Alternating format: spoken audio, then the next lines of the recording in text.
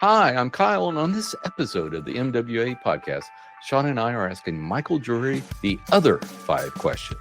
And if you haven't already, be sure to check out Michael's interview on episode 576. So welcome back to the show, Mike. Thanks, guys. Thanks for having me. So these are the other 5 questions. So you're returning. Well, it's been 3 years, but we hate to ask you the same questions over and over again. So we have developed some other questions, Michael. Yeah. Okay. Before we do that, let's dip our toes into the woodworking news. Let's do it. So first up, I saw this on one of Stumpy Nub's videos, and I use an angle grinder for some things, and angle grinders are probably the scariest thing I operate. Mm-hmm. I hate them, but Yeah. but 3M has a new angle grinder that has a bunch of safety features. So I've done a link to it. I think you can get it from numerous sources, but I just did a link to Taylor Tools where they give you some information. And there's also going to be a link in the show notes to James Hamilton's video on this. Mhm. But apparently 3M has developed some new type cutoff disc and sanding disc for grinders, but they required a more powerful grinder. So they basically built their own. I think it has a lot more power, a little bit faster, but it has all kinds of safety features. It automatically shuts off if there's a kickback. It will shut off if it drops or detects if the tool is dropped. It has a brake system which brakes it, and a self-start. Easy for me to say, soft start system. So, and then it's also the ones with the paddle switch and the safety lever. So it just didn't have that on-off button, and it actually has a paddle that you have to grip. So it's pretty cool. It's a 13 amp motor that delivers 1900 watts of power. So it's not cheap. It's not. That's what I was made like. But reading into it, like if you're, and I'm with you. Like this is an intimidating tool, and this high torque motor can spin these. I mean, nothing big. I mean, it's like 4.5 to 5 inch. Like these are not giant discs. Like these are not giant cutoff discs. But spinning at 11,000 plus RPM capacity. I mean, maybe I hope it's gradable. Like you can like slow that down if you can. But like that's massive. But at over $300 price point. Yep. Is it because they're new in building tools? No, I think 3M builds a lot of tools.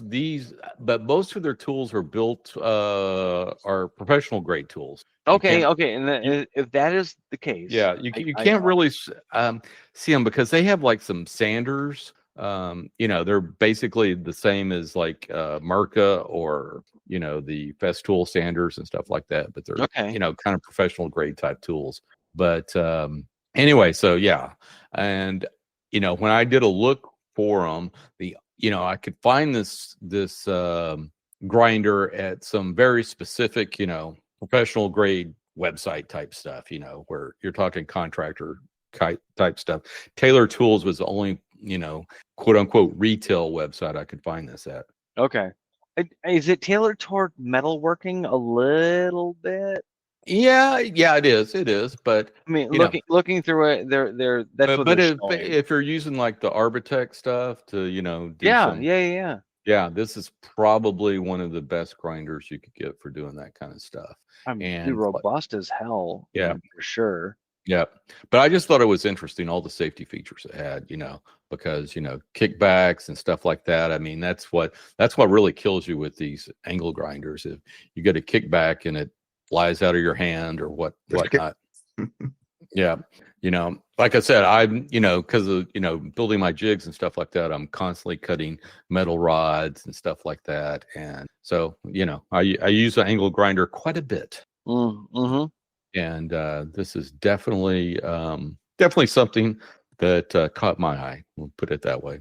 Yeah, I'm curious on the grits that they like. Is this like the Velcro backed stuff, or it's more like grinding? No, these are their Cubitron stuff, but these are actual cutoff disc and stuff like that. I think it's a new cutoff disc. From what I understood from watching the videos, they developed this superior cutoff disc that's like 5 times faster, but it would not work with your traditional grinder because it couldn't get it up to the speed that it needed to be at. Oh, yeah, okay. So it's one of those like Yeah.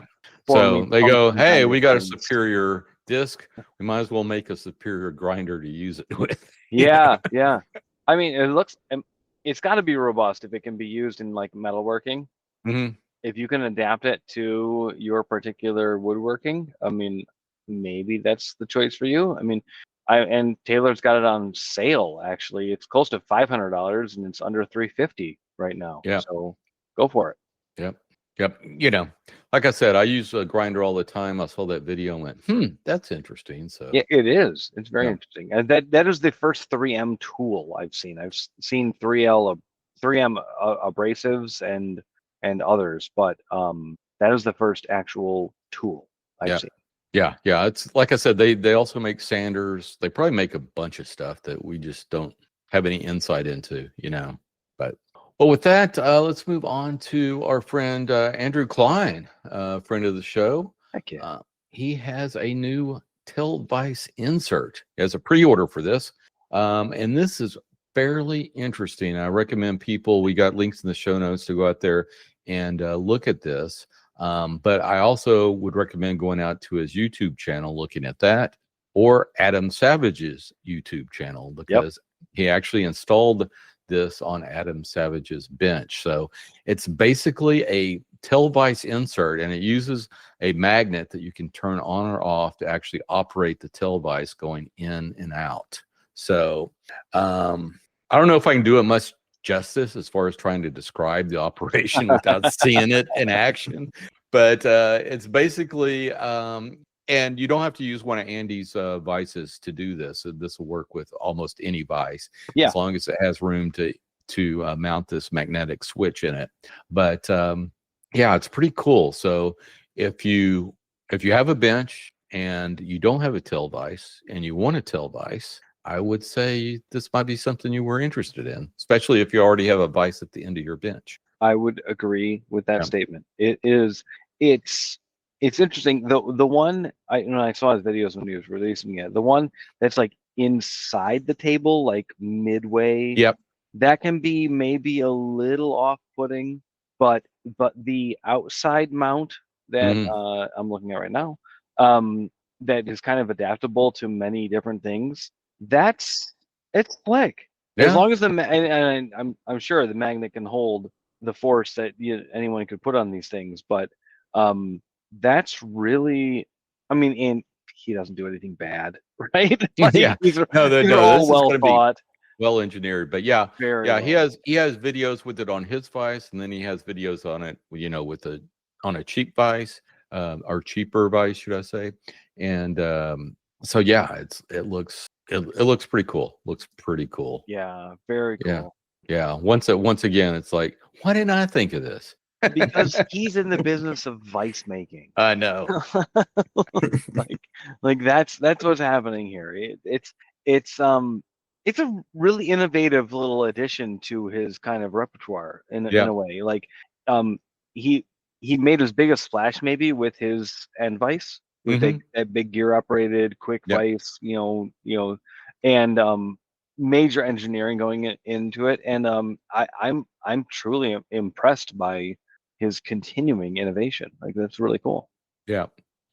Even if you're not interested in this, I still recommend checking out the video he did with Adam Savage. That was pretty cool. This is like, Adam, I'm gonna put this on your bench. Adam runs away and Andy gets covered in sawdust. and then Adam comes back and everything's ready to go. Oh, the magic of media. Isn't it astounding? No, it was a good video. And so yeah, it's pretty cool. And next up, a little announcement here. This is a couple years out, but IWF is adding a show in Texas. So you might know IWF from their major show. And Atlanta, I think it's in Atlanta one year, and then the next year, I think it's under a different name in Vegas or vice versa, something like that. I think IWF is Atlanta, and then I forgot what the one in Vegas is, but they seem to rotate year to year.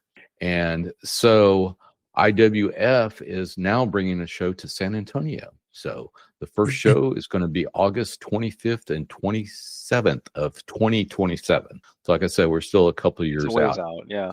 But I thought I'd make this because this should be pretty interesting. Now, IWF, now they do have a lot of woodworking stuff, but mainly a lot of this stuff is commercial stuff. It's the big machines where you put in, a tree at one end and, out comes cabinets at the other end. But and the machine's like, $200,000 or something like that. Oh yeah. Maybe more, Oh, maybe 1.4 million or something. Yeah. That's probably an understatement. But they do have some other stuff, and usually most of the major woodworking vendors and stuff do have booths and stuff like that, as well as some esoteric brands on occasion too. So could be interesting. I've always wanted to go to IWF and never have found the time to do it. But if it's in San Antonio, I mean, that's like what, 3 hour, 3.5, 4 hours. I was going to ask, how far is that from you? Knowing Texas is a gigantic state, but yeah, probably 4 hours. It is. I mean, I don't know how much you're going to pull away from it, but I've always San Antonio is a from cool afar. town to visit. Period. So, sure. I mean, make the trip and just see maybe a little bit. I mean, here's the thing about drawers that make standards. So like, there's something that makes a machine that makes drawers. I mean, it is like high level production kind of level stuff. Yeah. But I've always been very, very intrigued by it. So, look forward to that. Put that on your calendars in 2027. Yeah. So anyway, thought that was cool. For sure.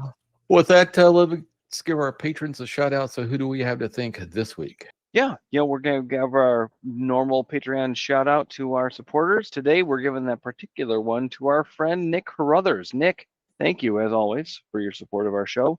And if you, dear listener, would like to join in Nick in supporting us, you can go to patreon.com/MWA podcast and help us out there. Yes, thanks so much, Nick. So let's go to the 5 other questions. So first up, so what tools are you considering adding to your shop? Oh, that's a good one. Yeah, tool or tools. So anyway, I have a couple. Well, it's probably less of what I'm going to add because my shop is pretty well set up at this point. But I'm always looking for new hand tools that I do have room for.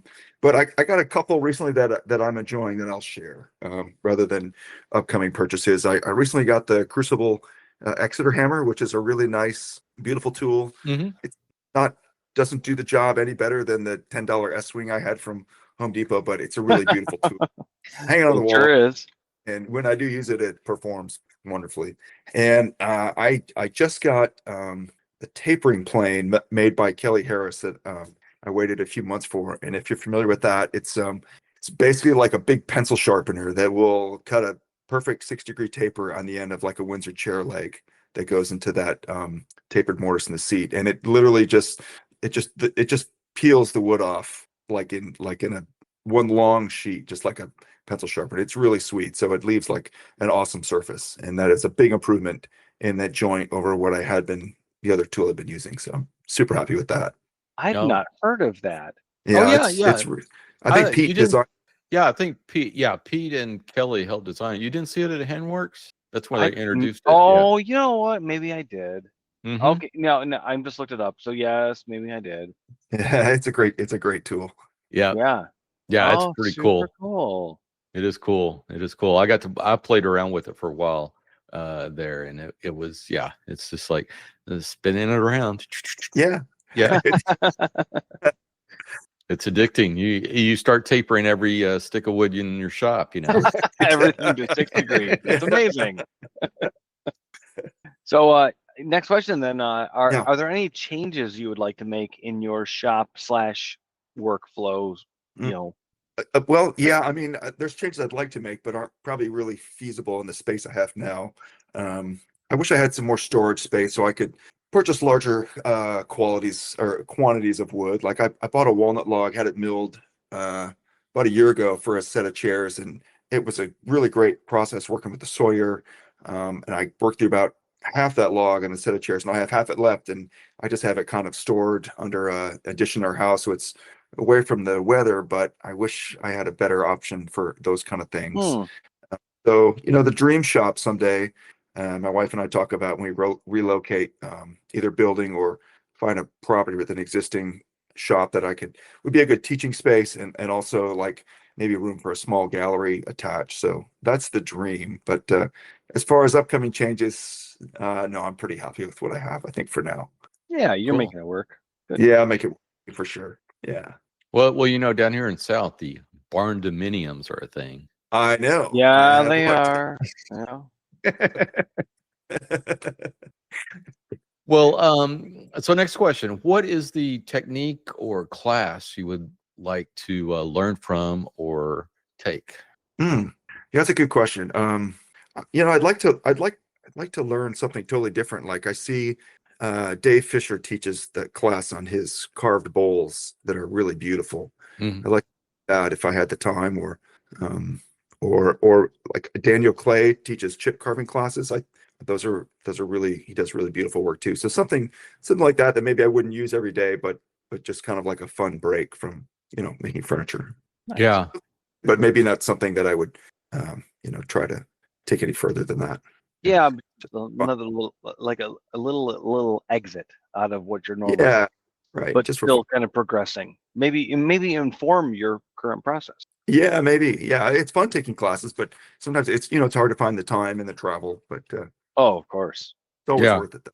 Which is Well, why I've never taken I know a class. talking to Joe Bass, those Fisher Yeah, he took bowls that class. It was are amazing. addictive. Yeah. Yeah, they're really beautiful. Oh, I'm sorry. I've been looking at those myself. I need to take one of those classes. Yeah. Yeah, Mm. do it. You need another rabbit hole to go down. Exactly. So anyway, but yeah, Joe's having all kinds of fun making those, and Mhm. when I went and visited him, he had like 4 or 5 of them laying around. Yeah, Mhm. yeah, they're really cool. Yeah, very cool. So then what is your favorite type of wood or type of wood to work with? Oh yeah. If I had to pick one, it's probably cherry. I think that's just the most beautiful, and Oh, it's sure. affordable. But so I pretty much work in cherry, walnut, ash, white oak if I can use that in chair making. If I can find that green, that's amazing too. But pretty much we just stick to domestics.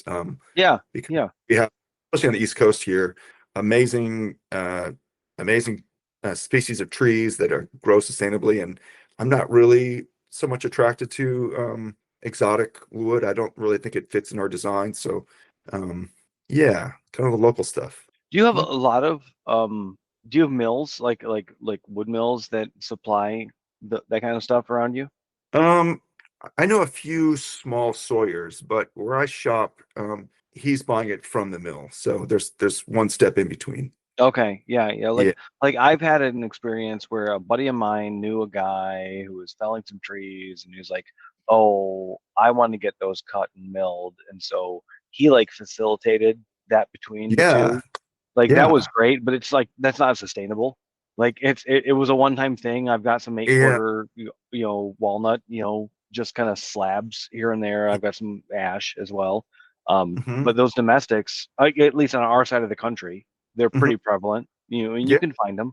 But Yeah. it becomes a little harder, the further you stretch out, and if you don't have that source. Yeah. Well, like for that walnut log I mentioned, I reached out to the sawyer, and he was able to source like basically a veneer grade walnut log that we kind of sawed it together. So I watched, and I kind of told him what I was looking for, and then they were to be steam bent chair parts. So he kind of gently dried them down to the range that I wanted to bend them at. But it was like all very much a custom operation. That was really cool. Oh, that's cool. Right, go from the tree to the boards to the finished product. That was Yeah, cool. and when you're in contact with the mill, like Yeah, that's pretty neat that you can kind of Yeah. customize what you're doing. And yeah. now, have you bent kiln dried stuff, soaked it and bent it? I have done a little bit of that. Yeah, to some mixed success. Yeah, yeah, I'm with you. yeah. I'm with you. I think I've done pretty well with ash, and Mhm. for some reason I struggled with some cherry not too long ago Yeah. that I soaked it for I steamed it. I left it in the steam box. I soaked it for like a week, and then I steamed it again, and it's still on the compression side had some issues. Really? Yeah. I've had some success with some red oak down here doing Okay. it. Yeah, but I was still getting, like 70, 60, 70% success rate, which isn't too bad with that. Yeah. But I mean, I was even doing balloon backs. Oh, really? Okay. Yeah. Oh, wow. That's a pretty severe bend. I mean, yeah. Overall, yeah. It, basically I violated every rule that you should. Well, anyway, I cut it, and then you make the little D shape, on the on it, and I go, well, yeah, on the bow. So I just use a router table and a big There you go. boom boom. I got my D shape, and then soaked that for a week or so, and then steamed it. I don't know, for a couple hours, I think. Normally you would steam something like that for like, I don't know, 30, 45 minutes if it was green, but I did it for like a couple hours. And I did, I did, let's see, from this one piece of wood, I did like 3 of them, and I had 1 failure and 2 success. So 66%. Good. So not too bad. What was the pucker factor as you were bending that?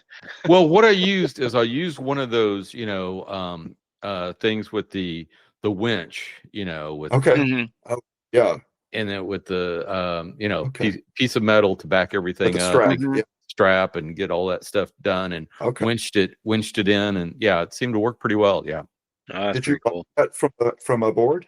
Cut it from so you had straight grain. Yeah. Well, it wasn't straight, but by the time I took it to the bandsaw, and I bandsawed it straight. Sure. Okay. Wow, that's good. I bandsawed it straight, then ran it through the joiner planer, and then took it to the router table. I mean, I'm violating every hand tool woodworking thing. Every Windsor chair maker just. But it's like, hey, I need to try this and see if it works. Yeah. Right. That's this way to get to it. It's fast. Wow. And as long as you keep the grain, I think it was the Ingles coat shop. He had like a rule of thumb about how much run out you could have over a certain amount. I forgot exactly what it was. I have it written down in my notes or something like that. But he goes, if you get this, and he's like, I don't know, in my mind, he's like the saint of wood bending, because all this crazy stuff he bends. It's like, okay, whatever he says, yes, let's do that. But anyway, I wish I had his setup for bending. I don't know. Have you ever watched his stuff? I don't think so. No. Yeah. Ingles Coat Shop. It's on YouTube, and I think he has a whole little playlist for all of his steam bending stuff. But he does these coaches, builds and refurbishes these old, wagons and stuff like that. So he's like bending, basically Big 2x4s and stuff like that, Wow. And he has this industrial steamer that has like a little bit of pressure, like I think about, I don't know, 4 to 6 psi or something like that. And then he adds ammonia to the water that he's doing, and that helps. And he's like, he doesn't care if it's air dried, kiln dried, whatever. Doesn't matter. Boom. Well, I gotta check that out. Yeah. He's pretty interesting dude, but yeah. So with that, so what is your current go-to finish? I've got a couple, kind of depends on what I'm doing. For like tables or case pieces, I really like to use Armor Seal, General Finishes Armor Seal, and I wet sand that each coat successively up to about 1,000 grit, and it kind of creates a slurry. You rub that in the grain and wipe it off, and that's really easy and leaves a really nice finish. So I just use all hand rub stuff. On chairs that are unpainted, I'll use Osmo because that's really simple. I apply it with a gray Scotch-Brite, wipe it on, wipe it off, and that Scotch-Brite seems to kind of abrade the wood as you go. And as long as you get it all wiped off, it leaves a nice finish. With Windsors, like I mentioned before, I was playing around with a lot of milk paint, so Real Milk Paint Company stuff. I like that stuff. And then your sponsor, Sutherland Wells, I just bought some of their tongue oil that I haven't used yet, but I opened it and it smells awesome. You got the botanical citrus stuff. Yeah. That's after the other nasty stuff. So I'm looking forward to trying that. Yeah, it is. It is pretty good stuff. Yeah, I like it. I like it a lot. I think you will too. I think you will too. Especially going over milk paint. It works like a dream. Yeah. Oh, good. Yeah. It's just wipe on, wipe off, and wait a day, wipe on, wipe off, wait a day, wipe on, wipe off, till you get the luster that you want. Yeah. Okay. It's cool stuff. Love it. Well, with that, where can folks find you on the interwebs? Yeah, my website is mjurywoodworks.com, and Instagram is at mjurywoodworks. Fantastic. Well, thanks again so much, Michael, for coming on the show. We really appreciate it. And I promise it won't be 3 years before you're on. Yeah, I'm always happy to chat. Thanks, Kyle and Sean, for having me. It was Absolutely. Yeah. Absolutely. And Sean will see you in a year. Oh, I hope so. Well, 9 months. I'm counting on it. Okay. Yeah. Sometime in the next year. Yeah. Okay. Sounds good. And that just about wraps it up for this show. If you haven't already, please subscribe to the show on the podcatcher of your choice. Just search for the Modern Woodworkers Association. And while you're there, please leave us a review. You can follow us on Instagram at MWA_podcast. And if you'd like to support the podcast, go over to patreon.com/MWA podcast. But the best thing you can do is tell a friend. Word of mouth goes a long way in sharing our discussion.